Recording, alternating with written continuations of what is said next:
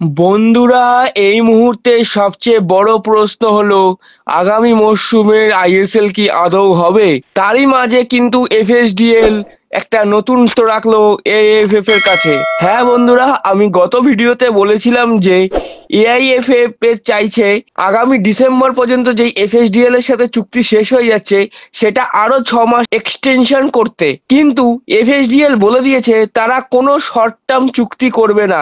যদি চুক্তি করতেই হয় তাহলে লং টার্ম মানে 10 বছরের চুক্তি করতে হবে।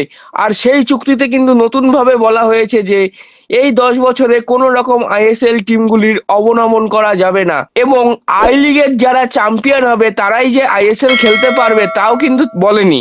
তারা বলেছে যারা আই লিগ চ্যাম্পিয়ন হবে তারা যদি গ্যারান্টি দেয় চ্যাম্পিয়ন হওয়ার পরের বছর থেকে আগামী 5 বছর তারা তাদের ক্লাবের ইনভেস্টরদের সাথে কোনো রকম সমস্যা ক্রিয়েট করবে না, তাহলেই কিন্তু তারা আই লিগ থেকে চ্যাম্পিয়ন হয়ে আইএসএল এ প্রমোশন পাবে। তো দেখা যাক আগামী মরশুম থেকে আবার এই প্রস্তাবে আইএসএল চলে নাকি আইএসএল পুরোপুরিভাবে বন্ধ করে দেয় এফএসডিএল।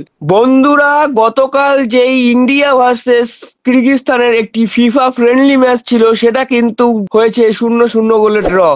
হ্যাঁ বন্ধুরা, কোনো দলই কিন্তু তাদের দেশের জন্য কোনো রকম গোল করতে পারেনি। তো দেখা যাক বন্ধুরা আগামী আন্ডার 23 এশিয়ান কাপ কোয়ালিফায়ারে কেমন পারফরমেন্স করে ইন্ডিয়ান আন্ডার 23 টিম। বন্ধুরা, গতকাল ক্লাব বিশ্বকাপে কিন্তু বরুসিয়া ডর্টমুন্ড 4-3 গোলে হারিয়েছে সাউথ আফ্রিকার মামেলোদিকে। হ্যাঁ বন্ধুরা, যদি এই ম্যাচের স্ট্যাটটা বলে দিই, বন্ধুরা বল পজিশনে কিন্তু এগিয়ে ছিল সাউথ আফ্রিকার মামেলোদি। টোটাল শট নিয়েছে মামেলোদি 16টা এবং ডর্টমুন্ড 8টা। শট টার্গেট করেছে মামেলোদি 4টা, ডর্টমুন্ড 6টা।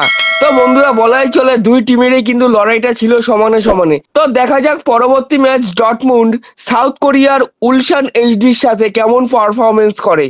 বন্ধুরা, এই ছিল আজকের আপডেট। যদি ভিডিওটা ভালো লেগে থাকে তাহলে লাইক কমেন্ট শেয়ার করো এবং চ্যানেলটা অবশ্যই সাবস্ক্রাইব করো, এবং আমার ফেসবুক পেজ ও ইনস্টাগ্রাম আইডিটা ফলো করে রাখো সবার আগে আপডেটগুলি পাওয়ার জন্য।